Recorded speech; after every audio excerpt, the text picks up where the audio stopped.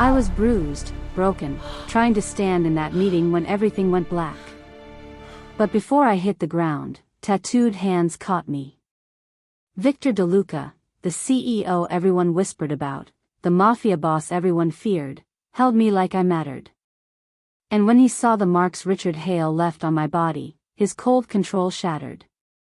What he did next erased the hierarchy between us forever. I knew I was losing the fight the moment I tried to present the quarterly numbers. The pain in my ribs was a living thing, clawing at my composure with every breath.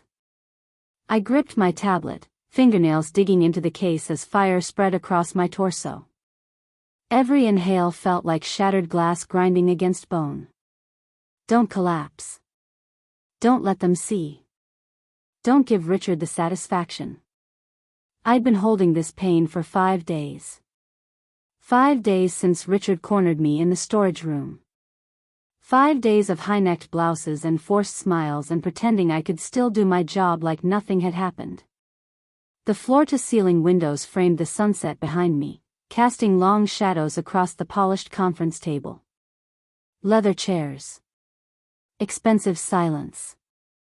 The weight of 18 executives watching me stumble through slide 7. But one person wasn't watching the slides. Victor DeLuca sat at the head of the table, his massive frame still as stone, those dark eyes tracking every micro-expression on my face. He saw what the others missed. Victor DeLuca wasn't just the CEO. He was the king of two worlds, the boardroom and the streets. Tattoos crawled up his forearms beneath rolled sleeves, maps of violence and loyalty. His face was sharp angles and controlled menace, the kind of beautiful that came with a body count. He was a man who made billionaires nervous and criminals disappear. And right now, he was watching me like I was the only person in the room. I tried to advance to the next slide. My hand wouldn't obey. The tablet slipped. The room tilted. This is it. I'm going to fall in front of everyone, and they'll see everything I've been hiding. I never hit the ground. Strong hands, rough, certain, impossibly gentle, caught me mid-collapse.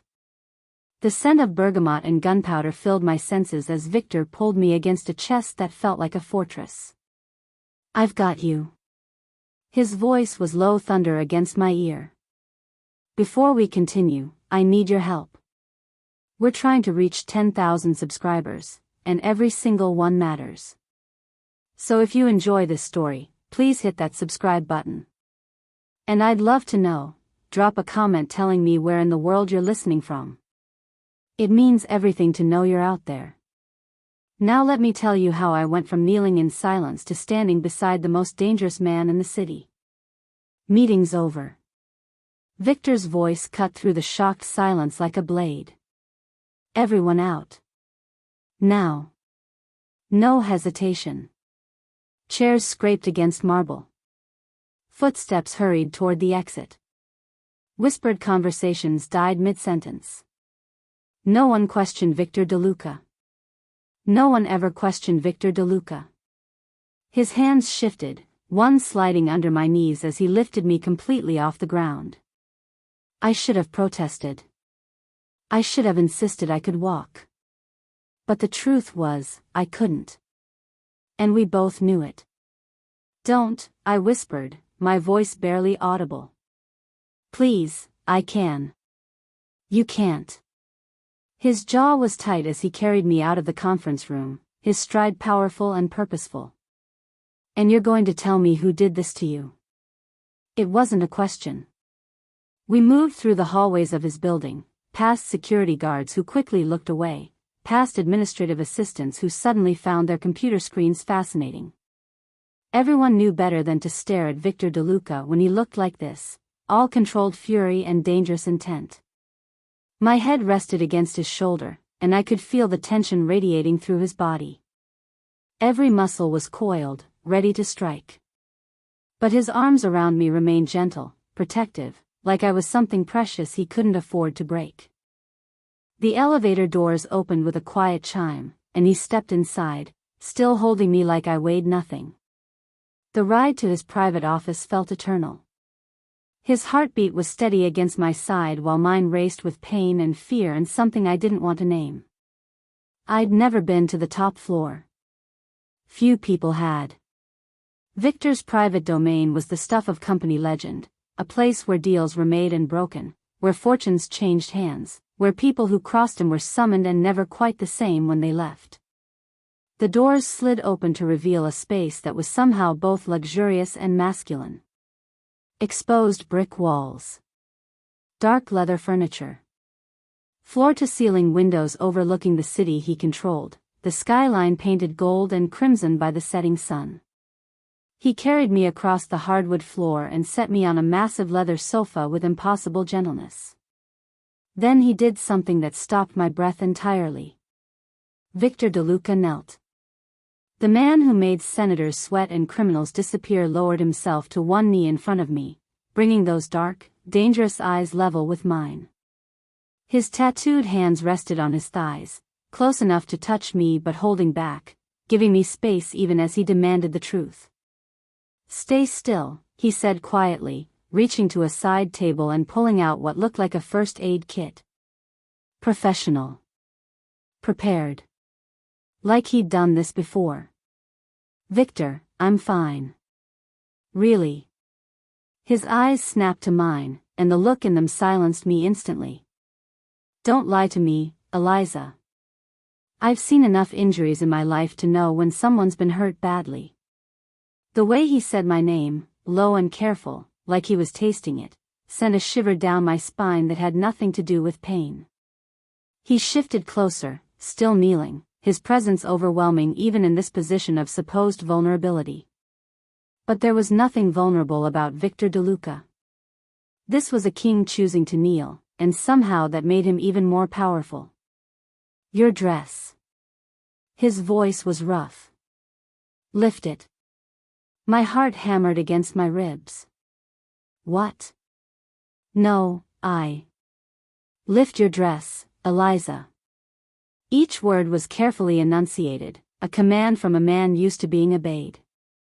But there was something else beneath the authority, concern, barely restrained, threatening to crack through his control. My hands trembled as I slowly pulled the fabric up. It stuck to some of the bruises, and I winced as it peeled away from my skin. The air felt cold against the exposed damage. I heard Victor inhale sharply. The bruises were worse than I'd admitted to myself. Deep purple shadows spread across my ribs like storm clouds, darkening to black at the center. Richard's fingerprints were branded into my skin in shades of violet and blue, a grotesque map of violence I'd been hiding under expensive fabric and forced smiles. "Cristo." The word was barely a whisper, torn from somewhere deep in Victor's chest. His hand reached out, fingers hovering just above the worst of the bruising. Not quite touching, but close enough that I could feel the heat of his skin. His jaw locked so tight I could see the muscle jump beneath his beard. "Who?" Victor's voice was deadly quiet, the kind of quiet that came before executions. "Who put their hands on you?" "It doesn't matter." "It matters to me." His eyes met mine, and I saw something beyond fury, beyond the controlled violence I'd always sensed in him. Possession. Protection. A promise written in the set of his shoulders and the way his free hand curled into a fist against his thigh. This was a man deciding whether to destroy someone or simply erase them from existence. "Who, Eliza?" The way he said my name this time was different. Softer. Like he was asking me to trust him with something more than just a name. "Richard Hale," I whispered. Victor went completely still. His eyes never left mine, but I watched something dark and terrible settle over his features. Not rage, rage was too hot, too uncontrolled. This was colder.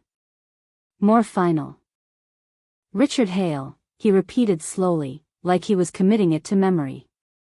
Like he was writing it in blood. Then his hand finally touched me, palms settling gently against my cheek. The contrast between his calloused fingers and his careful touch made my breath catch. "He will never touch you again, Victor said quietly. Do you understand me? Never.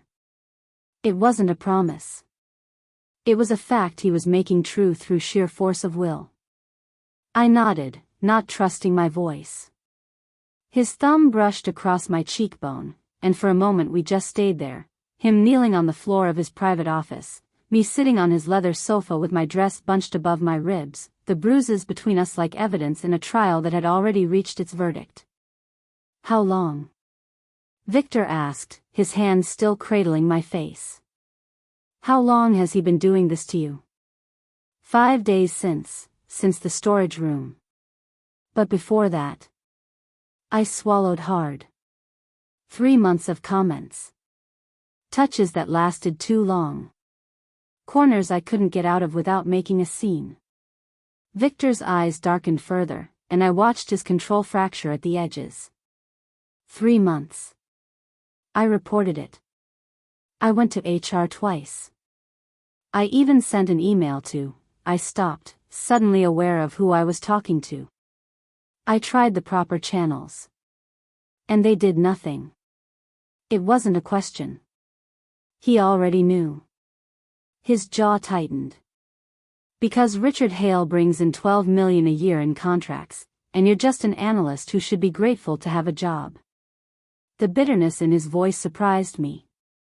Like he'd heard this story before. Like he hated it as much as I did. Something like that, I whispered. Victor's hand dropped from my face, and he sat back on his heels, creating distance between us. But his eyes never left the bruises, cataloging each one with the precision of a man who understood violence intimately. May I? He asked, gesturing toward the first aid kit. I nodded again, and he opened it with practiced efficiency. Antiseptic wipes. Arnica gel. Bandages. He worked with a gentleness that seemed impossible for hands that size, hands I'd seen sign termination papers without hesitation, hands that were covered in tattoos depicting saints and sinners in equal measure. This will hurt, he warned before pressing a cool cloth against the worst bruise. I hissed through my teeth, and his free hand immediately found mine, squeezing gently. I know. I'm sorry. But we need to make sure there's no infection. Like this was something we were doing together. Like my pain was his responsibility now. He worked in silence for a few minutes, cleaning each bruise with careful attention. The sunset through the windows painted him in shades of amber and shadow, highlighting the sharp planes of his face, the concentration in his dark eyes.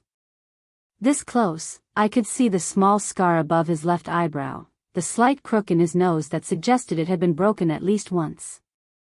My father used to tell me, Victor said quietly, not looking up from his work, that a man's true character shows in how he treats those who can't fight back. I stayed silent, not sure where he was going with this. I used to think he was talking about honor. Chivalry. Old world nonsense. He applied the arnica gel with his fingertips, the cool sensation soothing against my inflamed skin. But he wasn't. He was telling me that men who hurt the vulnerable are the most dangerous kind of coward. Because they've already decided that power matters more than humanity. He finally looked up at me, and the intensity in his gaze made my breath catch. Richard Hale is a coward, Victor said simply. And I don't allow cowards to work for me. Victor, you can't just. I can. He set down the gel and picked up a roll of medical tape, his movements precise and controlled. I own this company, Eliza. I built it from nothing with money I earned in ways your HR department would never approve of. And I will burn it to the ground before I let someone like Richard Hale think he can brutalize my employees and face no consequences. My employees. The possessiveness in those words should have concerned me. Instead, it made me feel safer than I had in months. He'll lawyer up, I said weakly. He'll claim I'm lying. That I fell or. Let him try. Victor's smile was cold and sharp as a blade. I have security footage from every floor, every hallway, every corner of this building. And I'm willing to bet I have footage of at least 3 incidents your HR department chose to ignore. Hope flickered in my chest, dangerous and fragile. You'd really do that? Risk the contracts, the board's reaction, all of it? Victor finished bandaging the worst of the bruises and sat back, still kneeling before me like a knight pledging service to his queen. Eliza, I've built an empire on calculated risks. But this? He gestured between us, at the bruises he'd just tended. This isn't a risk. This is a certainty. What is? That Richard Hale's career ended the moment he put his hands on you. Victor's voice was quiet, final. The only question now is whether he walks out of this building tonight or gets carried out. The threat was clear, and I should have been horrified. Should have told him no, that wasn't necessary, that the law would handle it. But I'd tried the law. I'd tried the proper channels. I'd tried everything except having someone powerful enough to actually make it stop. I don't want you to do something you'll regret, I said carefully. Victor reached up and tucked a strand of my hair behind my ear, the gesture so tender it made my chest ache. The only thing I'd regret is doing nothing. He stood then, rising to his full height, and the shift in power was palpable. The man who'd been kneeling before me moments ago was gone, replaced by the CEO, the Mafia boss, the king of 2 worlds who'd built an empire on the bodies of men who'd underestimated him. Tell me everything, Victor said, moving to the bar cart in the corner and pouring 2 glasses of amber liquid. From the beginning. Every detail. Every time he touched you, every word he said, every time you tried to make it stop. He handed me one of the glasses, and I took it with shaking hands. The whiskey burned going down, but it steadied me enough to speak. It started 3 months ago, I began, my voice stronger than I expected. Right after I was assigned to the Morrison account. Richard was the senior manager on the project, and at first it was just comments about my appearance. How I dressed. Little jokes that made everyone else in the room uncomfortable but that he could pass off as friendly. Victor leaned against his desk, arms crossed, watching me with an intensity that would have been intimidating if I didn't know it was focused entirely on cataloging every detail for later use. Then came the touches, I continued. His hand on my lower back when he passed behind my chair. Fingers lingering too long when he handed me files. Standing too close during presentations, close enough that I could feel his breath on my neck. And you reported this to HR, Victor said. Not a question. The first time was 6 weeks ago. Jennifer Kowalski took my statement, nodded sympathetically, and told me she'd look into it. I laughed bitterly. 2 days later, Richard got promoted to director. The message was pretty clear. Victor's knuckles went white where his hands gripped his forearms, but he said nothing. Waiting for me to finish. I tried to avoid him after that. Took the stairs when I saw him near the elevators. Ate lunch at my desk. Requested transfers to other projects. I took another sip of whiskey. But Richard saw it as a challenge. Like I was playing hard to get instead of trying to survive my job. The words came easier now, like lancing a wound. 3 weeks ago, he cornered me in the copy room. Pressed himself against my back while I was at the machine, put his hands on my hips, and whispered that I should stop playing games. My voice cracked. I elbowed him in the ribs and ran. Went straight to HR again. Jennifer told me that without witnesses or proof, it was my word against his. And Richard was a valuable asset to the company. More valuable than your safety, Victor said quietly, and there was murder in his voice. That's what I realized, yes. I met his eyes. So I started documenting everything. Dates, times, witnesses when there were any. I kept copies of every email, every message. I thought if I built a strong enough case, someone would have to listen. But he didn't give you time to build that case, Victor said. I shook my head. 5 days ago, I was working late. Everyone else had gone home, or so I thought. I went to the storage room on the 3rd floor to get more printer paper, and Richard was there. My hand started shaking again. He said he was tired of me acting like I was too good for him. That I needed to learn my place. Victor pushed off from the desk and crossed the distance between us, kneeling in front of me again. This time, he took both my hands in his, grounding me. He grabbed my wrist when I tried to leave, I said, staring at our joined hands instead of his face. Twisted my arm behind my back and shoved me against the shelving unit. The metal caught me right in the ribs. I heard something crack. Victor's grip tightened fractionally, just enough to remind me he was there. I fought him. Screamed. But the storage room is soundproofed for some reason, and he was so much stronger. The words were tumbling out now, unstoppable. He had me pinned against the shelves, his hand around my throat, telling me all the things he was going to do to me, all the ways I'd been asking for this. How did you get away? Victor's voice was barely above a whisper. I didn't. He let me go. I finally looked up at him. The night cleaning crew came in early. He heard the elevator ding, and he just stepped back. Straightened his tie. Told me if I said anything, he'd make sure I never worked in this city again. That everyone would know I was a liar who tried to ruin a good man's career.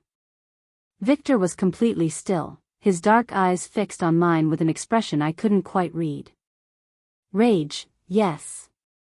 But also something deeper. Something that looked almost like pain. I went home, I continued. Looked at the bruises in the mirror.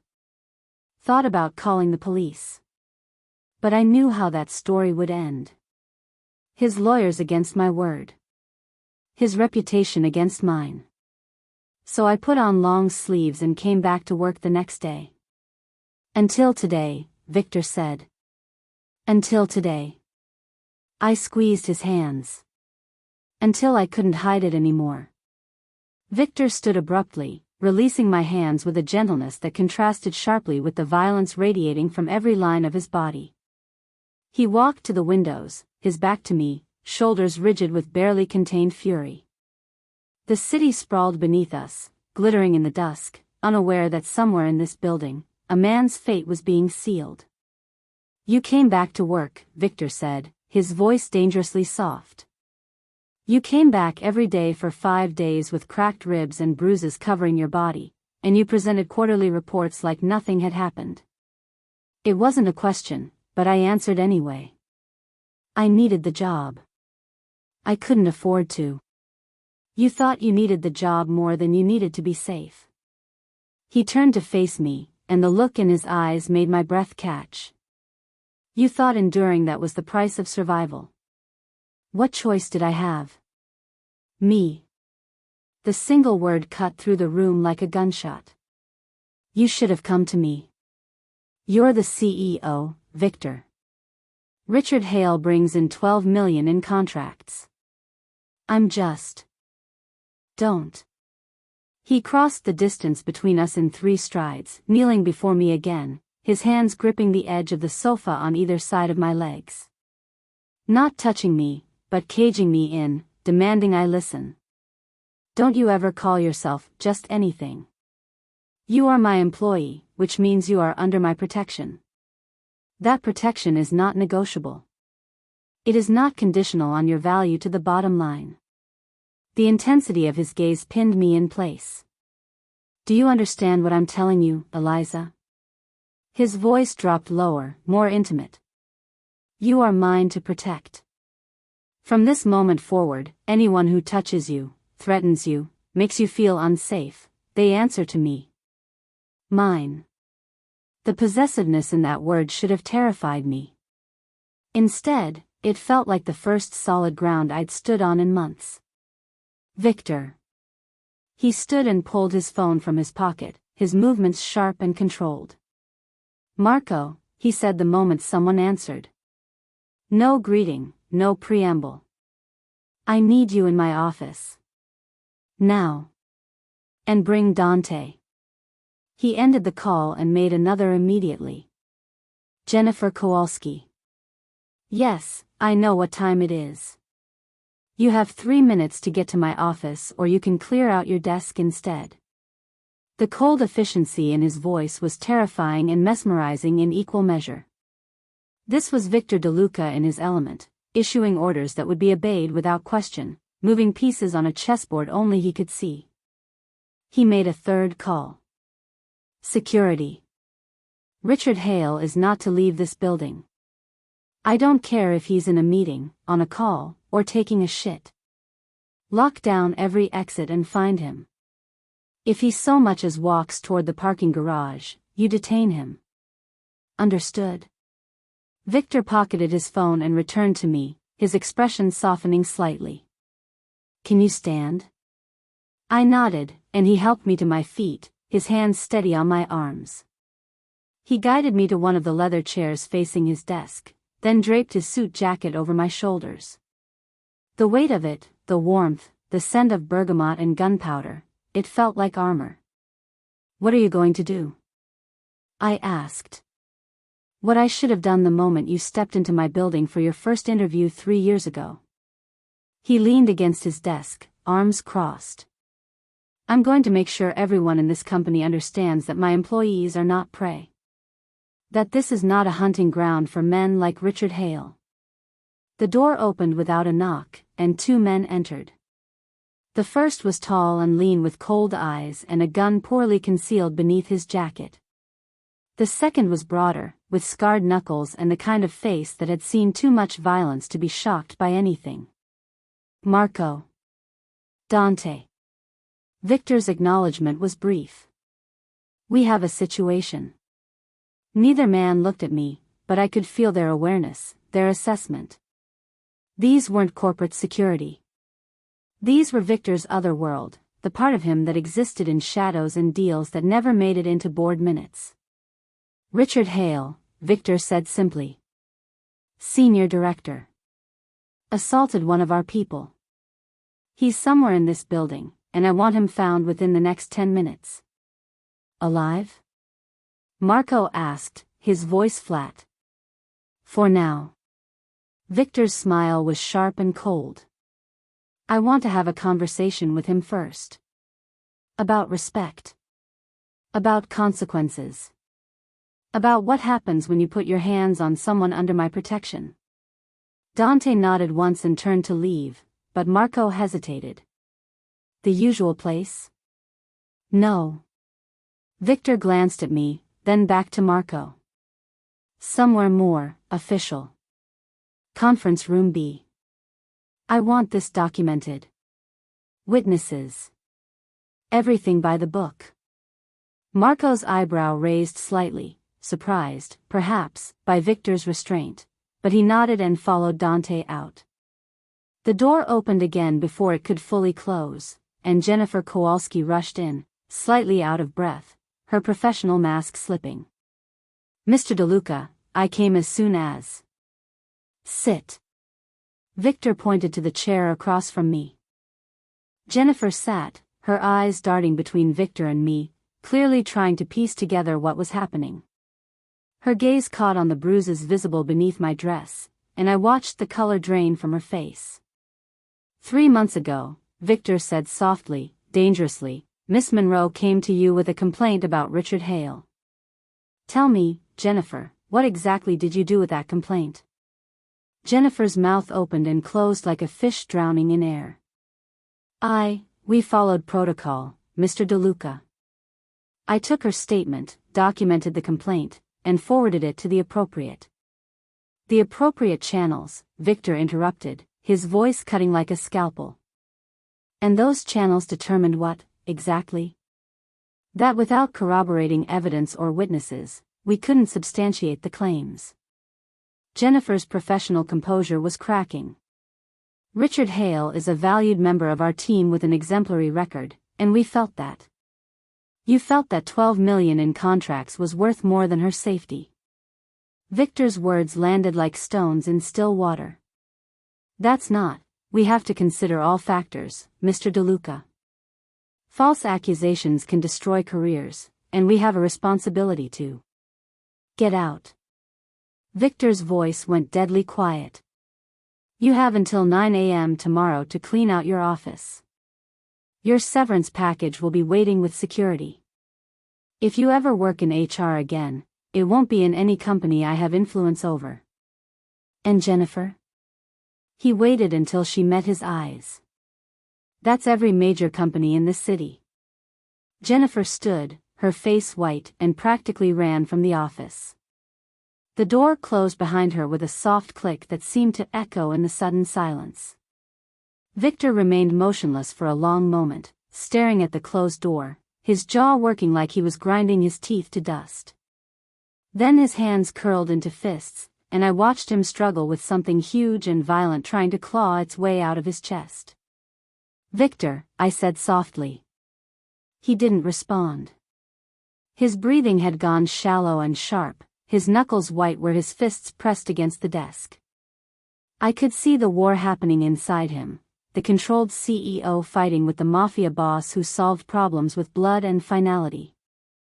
I stood, ignoring the protest from my ribs, and crossed the distance between us.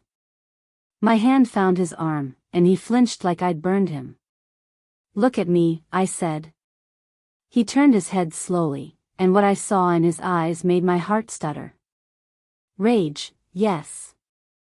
But beneath it, something raw and unguarded. Fear. Not for himself, but for me. Fear that he'd failed to protect me, that his empire had cracks where predators could slip through and hurt the people under his care. This isn't your fault, I told him. Isn't it? His voice was rough, scraped raw. I built this company. I hired every person in it. I created the culture, set the tone, established the rules. And somewhere along the way, men like Richard Hale learned they could operate with impunity because the bottom line mattered more than basic human decency.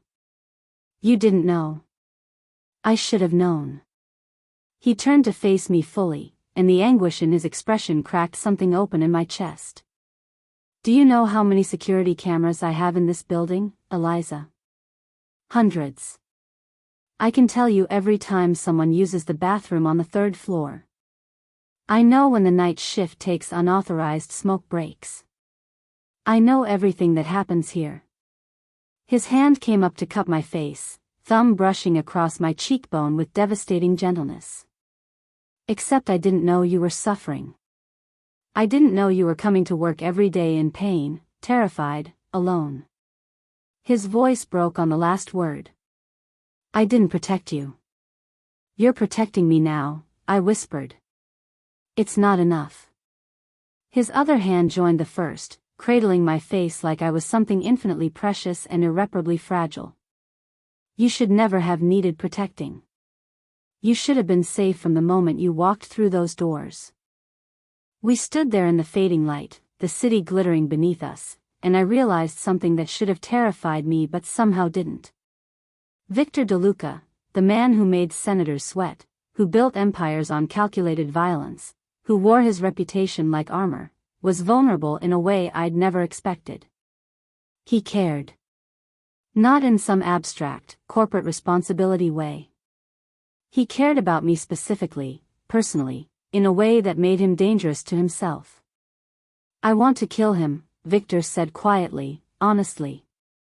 I want to make him suffer the way he made you suffer. I want him to understand fear the way you've understood it for 3 months. And I could do it, Eliza. I could make him disappear tonight, and no one would ever find enough of him to identify. His thumbs traced gentle circles on my cheeks, the contrast between his words and his touch dizzying. But I won't, he continued. Because you deserve better than that. You deserve justice that doesn't come soaked in blood. You deserve to watch him face consequences in the light of day, not in some warehouse where men like me handle problems the old way. You're choosing restraint, I said, understanding settling over me like dawn. For me. For you, he confirmed. Even though every instinct I have is screaming at me to handle this the way my father taught me. The way I've handled every threat for the past 15 years. I reached up and covered his hands with mine, holding them against my face. Thank you. Don't thank me yet, he said, a ghost of his dangerous smile returning. I'm still going to destroy him. I'm just going to do it legally. The knock on the door broke the moment. Victor's hands dropped from my face, and his expression shifted back to the controlled CEO, though something in his eyes remained soft when he looked at me. Enter, he called. Marco stepped inside, and the look on his face told me everything. We found him. Conference room B, as requested. Victor nodded once. Eliza, I need you to stay here. There's a bedroom through that door if you need to rest. Lock it from the inside if it makes you feel safer. What are you going to do? Have a conversation. He shrugged into his vest, adjusting it with precise movements. About his future. Or lack thereof. Victor. He crossed back to me and pressed a kiss to my forehead, so quick and gentle it barely registered before he pulled away. Trust me. Please. Then he was gone, Marco closing the door quietly behind them. I should have left. Should have gone to the bedroom he'd mentioned, locked the door, tried to process everything that had happened in the last 2 hours. Instead, I sank back into the leather chair and waited, Victor's jacket still draped around my shoulders like a promise.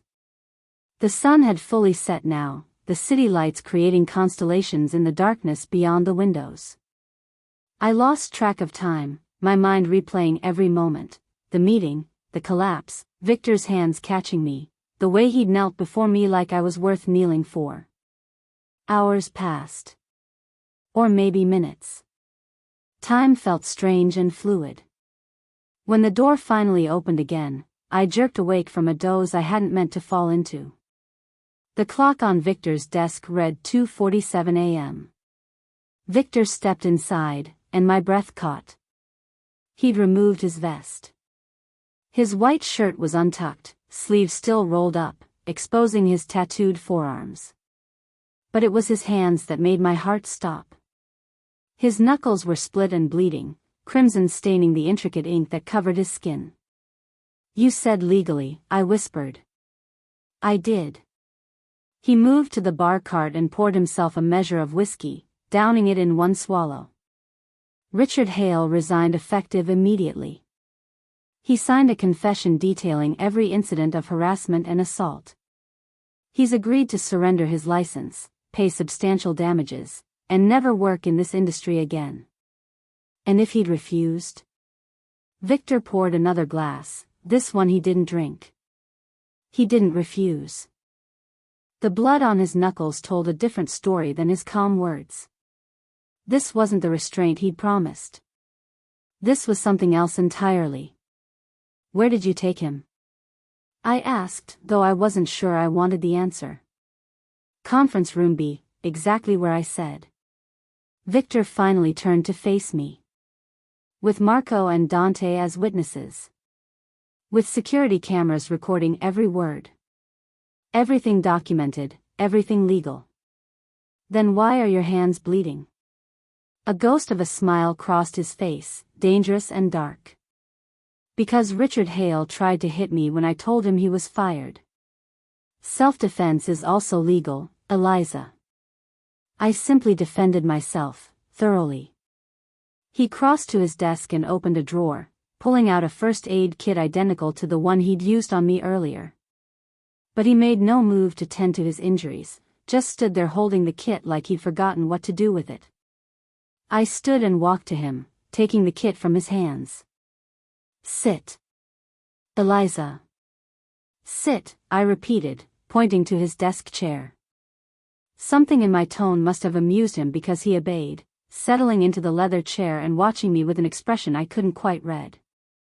I moved between his knees, opening the first aid kit and pulling out antiseptic wipes. "This will hurt," I said, echoing his words from earlier. "I know."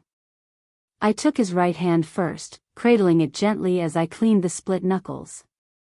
His hands were so much larger than mine, rough with calluses and violence, but he held perfectly still as I worked. The intimacy of the moment wasn't lost on me, him tending my wounds, me tending his, both of us marked by the same man's cruelty in different ways. "He confessed to everything?" I asked quietly, moving to his left hand. "Everything. And more." Victor's voice was calm, almost detached. "Turns out you weren't the first. There were 3 other women over the past 5 years. All of them paid off, silenced with NDAs and severance packages. All of them too afraid to come forward because HR made it clear their careers were worth less than his contracts." My hands stilled. 3 others. 3 that we know of. His jaw tightened. "I've already contacted them through their lawyers. The NDAs are void. They'll be compensated properly. And if they want to press charges, I'll make sure they have the best legal team money can buy." I applied antiseptic to the worst of the cuts, and he didn't even flinch. "What happened to him?" "After he confessed?" "Marco and Dante escorted him out of the building. He's been banned from the premises, and security has his photo flagged in every system." Victor's eyes met mine. "He's done, Eliza. His career, his reputation, everything he built on the backs of women he brutalized, it's all gone." I finished bandaging his knuckles in silence, my fingers lingering on his hands longer than necessary. When I looked up, Victor was watching me with an intensity that made the air between us feel electric. "You're thinking too loud," he said softly. "I'm thinking that you went to a warehouse." I set down the bandages. "Conference room B might have cameras, but you didn't stop there, did you?" Victor's expression didn't change, but something flickered in his eyes. Acknowledgement. Truth. After he signed the confession, after the cameras stopped recording, I had a different conversation with him. His voice was quiet, almost gentle. One that didn't require documentation. One that made certain he understood the full consequences of what he'd done. What kind of conversation? The kind that happens in places without witnesses. His hands turned in mine, our fingers intertwining. The kind where men like Richard Hale learn that some debts can't be paid with signatures and severance packages. I should have been horrified. Should have stepped back, put distance between myself and whatever darkness Victor had unleashed in those missing hours. But all I felt was a savage satisfaction that Richard Hale had finally faced real consequences. "Did you kill him?" I asked. "No." Victor's thumbs traced circles on my palms. "But he'll carry the reminders of tonight for the rest of his life. Every time he looks in a mirror, every time he tries to explain the scars, he'll remember that there are men in this world who don't let predators operate with impunity." "You did that for me." "I did that for you," he confirmed. "And I'd do it again. I'd do worse if it meant keeping you safe." The possessiveness in his voice should have frightened me. Instead, it ignited something deep in my chest, something that had been dormant for so long I'd forgotten it existed. Not just safety. Not just protection. Something primal and fierce that recognized an equal claim. "I'm not yours," I whispered, testing the words. "No?" His hands released mine and found my waist, pulling me closer until I was standing fully between his thighs. "Then why are you still wearing my jacket? Why did you wait for me for 4 hours when you could have left? Why are you touching me like you have the right?" "Do I have the right?" "Eliza." My name was a prayer and a warning. "You've had the right since the moment I caught you. Since before that, if I'm being honest. Since you walked into my office 3 years ago for your first performance review and argued with me about resource allocation like I was just another obstacle to overcome instead of someone to fear. His hands tightened on my waist, not painful, just possessive. I've watched you for 3 years, he continued, his voice dropping lower. Watched you work harder than anyone else. Watched you refuse to compromise your standards even when it would have been easier. Watched you navigate a corporate culture that tried to make you small, and refused to shrink. Victor. I told myself it was inappropriate. That you were my employee. That the power imbalance made anything between us impossible. His forehead dropped to rest against my stomach, and I felt his breath warm through the thin fabric of my dress. But then I caught you today. Held you while you couldn't hold yourself. Saw what had been done to you while I was too blind to notice. I threaded my fingers through his hair, the gesture intimate and natural. You're noticing now. He looked up at me, and the raw hunger in his eyes made my breath catch. I'm done pretending I don't want you. Done pretending that what I feel is professional concern or protective instinct. I want you, Eliza. I've wanted you for so long that seeing you hurt, knowing I failed to protect you, it nearly broke something in me that doesn't break. What are you saying? I'm saying the balance has shifted. He stood, and suddenly I was the one looking up, his height and presence overwhelming. I'm saying that if you walk out that door right now, I'll respect it. I'll make sure you're compensated, protected, given any position you want in any company you choose. But if you stay... His hands framed my face again, thumbs brushing across my cheekbones. If you stay, Eliza, I'm not going to pretend anymore. I'm not going to maintain professional distance or worry about HR policies or concern myself with what's appropriate. I'm going to make you mine in every way that matters. My heart hammered against my ribs. That sounds like a threat. It's a promise. He leaned down until his lips were a breath away from mine. So tell me now. Do you want me to call a car to take you home? Give you space to process everything that happened tonight? Or do you want to stay and let me show you exactly what it means to be claimed by a man who spent 3 years holding himself back? I should have chosen the car. Should have chosen space and distance and time to think clearly. Should have recognized that this was happening too fast, that trauma and adrenaline were terrible foundations for decisions that would change everything. But I'd spent 3 months being afraid. 3 months choosing safety over honesty. 3 months letting fear make my decisions for me. I want to stay, I whispered. Victor's mouth claimed mine before I could second-guess the decision. The kiss wasn't gentle. It was 3 years of restraint shattering, of professional distance burning away, of a dangerous man finally allowing himself to take what he wanted. His hands slid into my hair, angling my head to deepen the kiss, and I opened for him without hesitation. He tasted like whiskey and dark promises. Like power barely contained. Like the answer to a question I hadn't known I was asking. When he finally pulled back, we were both breathing hard, and his eyes had gone almost black with hunger. You need to understand something, he said, his voice rough. I don't do this halfway. I don't share. I don't let go. His thumb traced my bottom lip. If you're mine, Eliza, you're mine completely. No doubts. No second-guessing. No running when things get complicated. I'm not afraid of complicated. You should be. But he was already kissing me again, walking me backward until my legs hit the leather sofa. I'm not an easy man. I'm jealous and possessive, and I solve problems with violence when talking fails. I have enemies who would use you against me if they knew what you meant to me. What do I mean to you? He eased me down onto the sofa, covering my body with his, careful of my bruised ribs even as hunger drove his movements. Everything. You mean everything.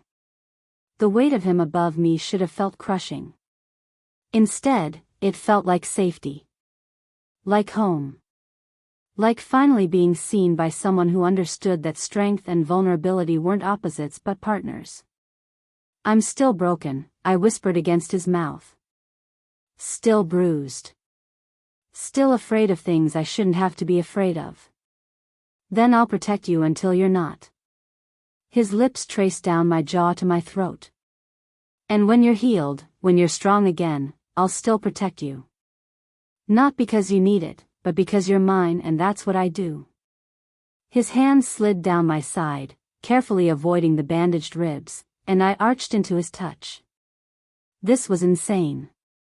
We were in his office at 3 in the morning, my career and his reputation balanced on a knife's edge, and neither of us cared about anything except the way we fit together. "Victor," I breathed. "Tell me to stop," he said against my skin. "Tell me this is too fast, that you need time, and I'll stop. I'll wait as long as you need." But I didn't want him to wait. Didn't want time or space or rational thought. I wanted this, wanted him, with a ferocity that surprised me. "Don't stop," I said. He groaned, the sound vibrating through his chest into mine, and his mouth found mine again. This kiss was different, deeper, more consuming, like he was trying to memorize the taste of me. His hands mapped my body with reverence and hunger in equal measure, learning what made me gasp, what made me arch, what made me whisper his name like a prayer. "You're so beautiful," he murmured against my collarbone. "So strong. Do you have any idea what it does to me, seeing you refuse to break? Seeing you survive something that would have destroyed someone weaker?" "I didn't survive," I said honestly. "I just endured." "No." He lifted his head to look at me, his expression fierce. "You survived. You endured when you had to, but you never surrendered. You never let him take who you are. That's survival, Eliza. That's strength." Tears pricked at my eyes, unexpected and hot. "I feel like he took everything. Then we'll get it back." Victor's hands cradled my face with devastating gentleness. "Every piece he tried to steal, every part of you that feels broken, we'll get it all back. Together." "Together," I echoed. "Together," he confirmed. "You and me. No more hiding. No more pretending. No more letting predators operate in the shadows while we maintain professional distance." He kissed me again, slower this time, thorough and claiming. When he finally pulled back, we were both trembling. "Stay with me tonight," he said. "Not for this, not for sex. Just stay. Let me hold you. Let me prove that you're safe now." The vulnerability in his voice undid me. This powerful, dangerous man was asking, not demanding, asking, for permission to take care of me. "Okay," I whispered. Victor stood and lifted me into his arms again, carrying me through a door I hadn't noticed before into a bedroom that was somehow both luxurious and Spartan. Dark walls, a massive bed with crisp white sheets, more floor-to-ceiling windows overlooking the city. He set me down on the bed and disappeared into what I assumed was a bathroom, returning with one of his shirts. "This will be more comfortable than your dress." I changed while he turned away, giving me privacy even though we'd just been tangled together on his sofa. When I slipped under the covers, he joined me, still fully clothed except for his shoes. He pulled me against his chest, his arms wrapped around me like a fortress, and for the first time in months, I felt safe enough to sleep. "I've got you," Victor murmured into my hair. "I've got you, and I'm not letting go." 3 weeks later, I stood in an office that didn't exist in my reality a month ago. Director of Strategic Operations. The title was embossed on a nameplate that sat on a desk of polished mahogany, facing floor-to-ceiling windows that overlooked the same city skyline I'd watched from Victor's penthouse. Except this view was mine now. This office, this position, this new life, all mine. I ran my fingers along the edge of the desk, still half expecting someone to tell me there'd been a mistake. That analysts from broken homes who'd spent 3 months being terrorized by their manager didn't get corner offices on the executive floor. That women who collapsed in board meetings didn't get promoted to positions of actual power. But Victor DeLuca didn't make mistakes. The past 3 weeks had been a whirlwind of changes. Richard Hale's resignation had sent shockwaves through the company, followed by the termination of Jennifer Kowalski and 2 other HR staff who'd ignored complaints. Victor had brought in an entirely new human resources team, led by a woman whose reputation for protecting employees was legendary. He'd also implemented new policies, new reporting structures, new consequences for anyone who thought power meant permission. The company had noticed. More importantly, the employees had noticed. I'd received dozens of emails in the past weeks, mostly from women, thanking me for whatever I'd done to trigger the changes. They didn't know the details. Victor had kept my name out of it, protected my privacy even as he dismantled the system that had failed me. But they knew something had shifted. That the culture was changing from the top down. My door opened without a knock, and I turned to find Victor leaning against the frame, his suit jacket slung over one shoulder, sleeves rolled up to reveal those tattooed forearms I'd spent the past 3 weeks learning by heart. Admiring the view? He asked, amusement in his dark eyes. Trying to convince myself it's real. He crossed the distance between us, his presence filling the space the way it always did, commanding and protective in equal measure. It's real. You earned this position, Eliza. Your proposals for restructuring the Morrison account alone justified the promotion. The Morrison account that Richard managed into the ground while he was busy terrorizing his staff. Exactly. Victor's hand found the small of my back, a possessive touch that had become natural over the past weeks. You fixed in 3 weeks what he'd been mismanaging for 2 years. The clients are happy. Revenue is up. And you did it all while recovering from cracked ribs. I leaned into him, letting his strength support me. The bruises had faded to yellow-green shadows, the ribs had healed, but the emotional scars were taking longer. Victor had been patient with all of it, the nightmares that woke me gasping, the moments when someone moved too quickly in my peripheral vision and I flinched, the days when the weight of everything that had happened made it hard to breathe. He'd been there for all of it. Every nightmare, every panic attack, every moment when I'd needed to be held and reminded that I was safe. I got a call from my landlord today, I said quietly. The lease is up next month. Victor went very still against me. And I told him I'd let him know by the end of the week whether I'm renewing. I felt rather than saw Victor's smile. That's not an answer, Eliza. No, I agreed. It's not. He turned me in his arms, and the look in his eyes made my heart stutter. I want you to move in with me. Victor. I know it's fast. I know we've only been together for 3 weeks. I know every rational part of you is probably screaming that this is too much, too soon. His hands framed my face, thumbs brushing across my cheekbones. But I also know that I haven't slept properly a single night you weren't in my bed. I know that every morning I wake up with you in my arms feels like winning something I didn't know I was fighting for.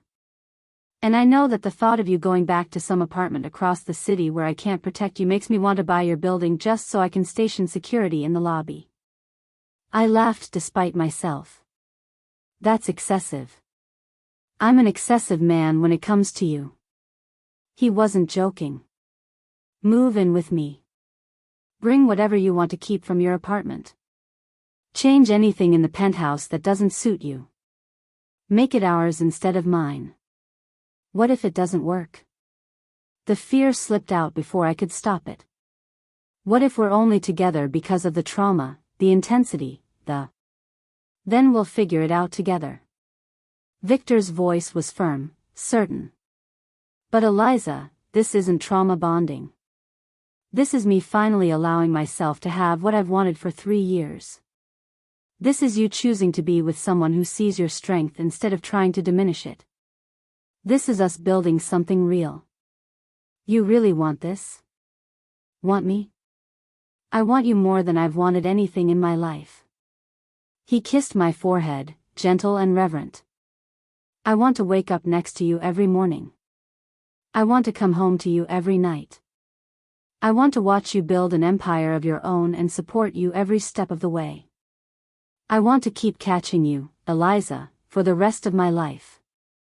The certainty in his voice wrapped around me like armor. This man, this dangerous, powerful, complicated man, was offering me everything I'd been too afraid to want. Okay, I whispered. Okay? Hope flickered in his eyes, cautious and almost vulnerable. Okay, I'll move in with you. I smiled, feeling lighter than I had in years. On one condition. Name it. You let me keep my office. This position. You don't try to protect me by making my job easier or keeping me away from challenges. Victor's smile was fierce and proud. Eliza, I didn't give you this office to keep you close. I gave it to you because you're the best strategist in this company and I'd be an idiot not to utilize that. You want challenges? I'll give you the impossible accounts, the clients no one else can handle, the projects that require someone brilliant enough to see solutions everyone else missed. You're really okay with me being your equal in the boardroom? Equal? He laughed, the sound rich and genuine. Tesoro, you've been my equal since the day you walked into my office and told me my distribution model was inefficient. I'm just finally admitting it. He pulled me toward the windows, and we stood there looking out over the city as the sun began to set, painting everything in shades of amber and gold. This is where it started, I said quietly. 3 weeks ago, in your office, watching the sunset while everything fell apart. No. Victor's arms wrapped around me from behind, his chin resting on top of my head. This is where it began. The falling apart was necessary. Sometimes things have to break before they can be rebuilt into something stronger. Are we stronger? We're inevitable. His lips brushed against my temple. You and me, Eliza. I knew it the moment I caught you. I think part of me knew it long before that. I turned in his arms, looking up at the man who'd quite literally caught me when I fell and refused to let me go. I love you, I said, the word surprising us both. I know it's too soon to say it, and I know it's probably just the intensity of everything, but I love you too. Victor's voice was rough with emotion. I've loved you for longer than 3 weeks. Longer than 3 months. I've loved you in the quiet way men love things they think they can't have, trying to convince myself that watching you from a distance was enough. And now? Now I get to love you loudly. He kissed me, deep and claiming and full of promise. Now I get to love you in every way that matters. In the boardroom and the bedroom. In public and in private.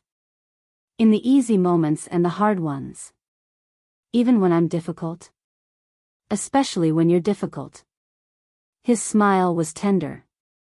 I didn't fall in love with you because you were easy, Eliza. I fell in love with you because you're strong and stubborn and brilliant and you refuse to back down even when you probably should.